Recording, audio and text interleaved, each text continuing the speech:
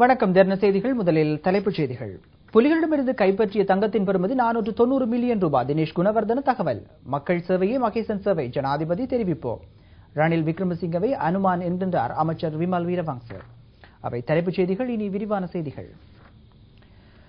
வன்னி இறுதி யுத்தத்தின் போது தமிழீழ விடுதலை புலிகள் அமைப்பிடமிருந்து பெறப்பட்ட தங்கத்தின் பெறுமதி 490 மில்லியன் ரூபாய் என ஆளும் கட்சி பிரதம கொறடா தினேஷ் குணவர்தன தெரிவித்துள்ளார்.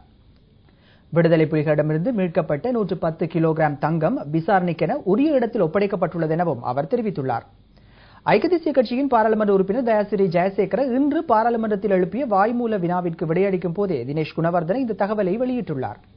தயாசிறி ஜெயசேகர பாராளுமன்றத்தில் 3 கேள்விகளை எழுப்பியதாகவும் அதற்கு ஆளும் தரப்பு பிரதம கொறடா பதிலளித்ததாகவும் எமது பாராளுமன்ற செய்தியாளர் தெரிவித்துள்ளார். அரச கட்டுப்பாட்டில் இருக்கும் குமரன் பத்மநாபன் என அழைக்கப்படும் கேபி தொடர்பில் தயாசிறி ஜெயசேகர முதல் கேள்வியை எழுப்பியுள்ளார். கேபி ஆரம்பிக்கப்பட்ட விசாரணைக்கென ராணுவ கட்டுப்பாட்டில் உள்ளதாக ஆளும் கட்சி பிரதம கொறடா பதிலளித்தார். பின்னர் ஆரம்ப கட்ட விசாரணைகள் நடைபெறுவது எப்படி என தயாசிறி ஜெயசேகர இரண்டாவது கேள்வியை எழுப்பினார். கேபியிடமிருந்து கிடைக்கப்பெறும் தகவல்களுக்கு அமைய விசாரணைகள் மேற்கொள்ளப்படுவதாகவும் அதன் ஒரு அங்கமாகவே கேபி வன்னிக்கு அடிக்கப்பட்டதாகவும் தினேஷ் குணவர்தன கூறினார். மேலும் கேபி எந்த தடுப்பு சட்டத்தின் கீழ் தடுத்து வைக்கப்பட்டுள்ளதாக தயாசிறி ஜெயசேகர மூன்றாவது கேள்வியை எழுப்பியுள்ளார்.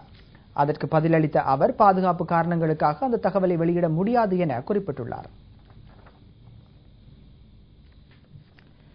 எதிர்காலத்தில் இளைஞர் சமுதாயத்தினருக்கென மிகவும் சிறந்த எதிர்காலம் ஒன்று கட்டியெழுப்பப்படுவதாக நிர்மாணம், பொறியியல், வீடு மற்றும் பொது வசதிகள் அமைச்சர் விமல் வீரவங்ச தெரிவிக்கின்றார்.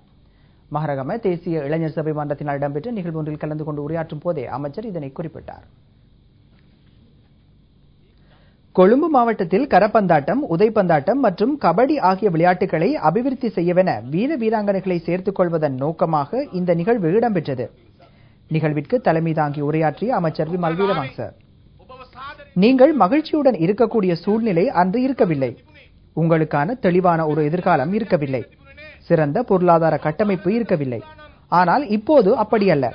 அபிவிருத்தியில் 108.5% வளர்ச்சியை கொண்ட நாடு இது. இப்போது இந்த நாடு உங்களை மிகுந்த மகிழ்ச்சியுடன் வரவேற்கின்றது.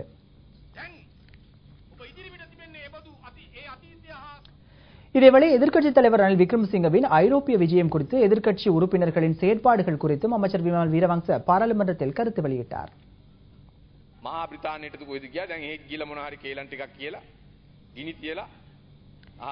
இப்போது எதிர்க்கட்சித் தலைவர் பிரித்தானியாவுக்கு சென்றுள்ளார்.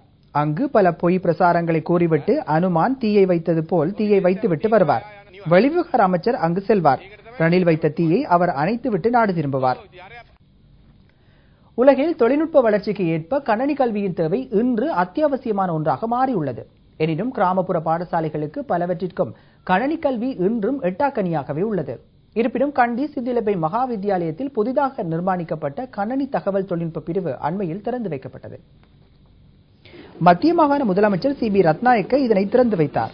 இதற்கான விசேட நிகழ்வு பாடசாலை அதிபர் MGM தமீம் தலைமையில் நடைபெற்றது. நிகழ்வில் உரையாற்றிய மத்திய மாகாண முதலமைச்சர், கல்வித்துறை என்பது பொதுவான அம்சமாகும். அதில் ஆண் பாடசாலை, பெண் பாடசாலை என்று இல்லை. முஸ்லிம் பாடசாலை, இந்து பாடசாலை என்று இல்லை.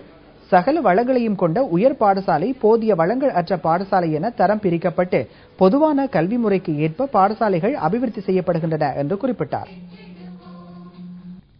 18வது யாப்பு திருத்தத்தின் போது கட்சி மாறியவர்கள் வரிசையில் மனுஷ நாணயக்கார முக்கிய இடம் வகிக்கிறார். எதிர்க்கட்சியிலிருந்து ஆளும் கட்சிக்கு தாவினாலும் ஐக்கிய தேசிய கட்சியை அவர் இன்னும் மறக்கவில்லை. ஐக்கிய தேசிய கட்சியின் காலி மாவட்ட பாராளுமன்ற உறுப்பினர் மனுஷ நாணயக்கார கண்டி மல்வத்து மகாநாயக்க தேரரை சந்தித்து ஆசி பெற்றார்.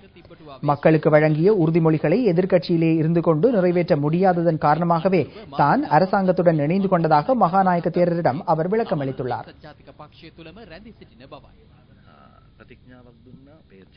வாக்களித்த மக்களுக்கு, கட்சி ஆதரவாளர்களுக்கு சேவை செய்ய நாம் உறுதி பூண்டுள்ளோம். ஆனால் அதனை எப்படி, எங்கு, எப்போது செய்வது என்ற பிரச்சனை எழுந்துள்ளது. அதற்கான நடவடிக்கைகளை எடுக்க வேண்டிய சூழ்நிலை ஏற்பட்டது. ஆனால் இப்போதும் நான் ஐக்கிய தேசிய கட்சியில்தான் உள்ளேன். ஹெய்ட்டியில் ஐக்கிய நாடுகள் அமைதி காக்கும் படையில் பணிபுரியும் இலங்கை சிங்கப்படை வீரர்களுக்கு ஐக்கிய நாடுகள் பதக்கம் அணிவிக்கும் நிகழ்வு மிகவும் கோலாகலமாக இடம்பெற்றது. இந்நிகழ்விற்கு ஐக்கிய நாடுகள் அமையத்தின் செயலாளர் எட்மண்ட் முலட் பிரதம அதிதியாக கலந்து கொண்டமை விசேட அம்சமாகும். ஐக்கிய நாடுகளின் அமைதி காக்கும் படையில் இணைந்து பணிபுரியும் இலங்கை சிங்கப்படையின் வீரர்கள் உட்பட 948 பேருக்கு இதன்போது பதக்கம் அணிவிக்கப்பட்டது. அண்மையில் இடம்பெற்ற இந்நிகழ்வில் ஐக்கிய நாடுகளின் கட்டளையிடும் ராணுவ தளபதி மேஜர் ஜெனரல் லூயிஸ் பால் கஜும் கலந்து கொண்டார். இலங்கையைச் சேர்ந்த அமைதி காக்கும் படையினருக்கு இந்த வருட இறுதியில் கடமைகள் முடிவடையுள்ள நிலையில் அவர்கள் நாடு திரும்ப உள்ளனர். இன்றைய இளைஞர்கள் நாளைய தலைவர்கள். அவர்களின் திறமைகள் ஆளுமை என்பன பாடசாலை மட்டத்திலேயே உருவாக்கப்படுகின்றன. அந்த வகையில் புத்தளம் தெற்கு கல்வி கோட்டத்திற்குட்பட்ட சமீரகம முஸ்லிம் கனிஷ்ட வித்யாலய மாணவர்களின் கண்காட்சியும் சிறுவர் சந்தையும் அண்மையில் இடம்பெற்றது. தரமான சமுதாயத்திற்கு தரமான கல்வி எனும் துணிப்பொருளில் புத்தளம் சமீரகம முஸ்லிம் கனிஷ்ட வித்யாலயத்தில் மாணவர்களின் கண்காட்சி நடைபெற்றது.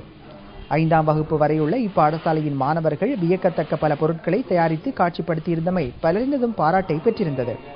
வெவ்வேறு பிரிவுகளாக கண்காட்சிக்கான விடயங்கள் மாணவர்களுக்கு வழங்கப்பட்டிருந்ததுடன் ஒவ்வொரு பிரிவிலும் வெற்றி பெற்ற மாணவர்களுக்கு பரிசில்களும் கண்காட்சியில் பங்கெடுத்த ஏனைய சகல மாணவர்களுக்கு ஆறுதல் பரிசில்களும் வழங்கப்பட்டன.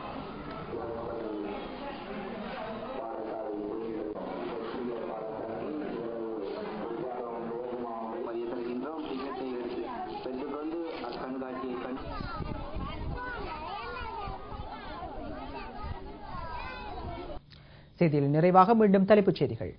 புலிகளிடமிருந்து கைப்பற்றிய தங்கத்தின் பெறுமதி 490 மில்லியன் ரூபாய். தினேஷ் குணவர்தன தகவல். மக்கள் சேவையை வகைசன் சேவை ஜனாதிபதி தெரிவிப்போம். ரணில் விக்ரமசிங்கவை அனுமான் என்கின்றார் அமைச்சர் விமல் வீரவங்ச. இத்துடன் தின செய்திகள் நிறைவடைந்தன. மீண்டும் சந்திப்போம். வணக்கம்.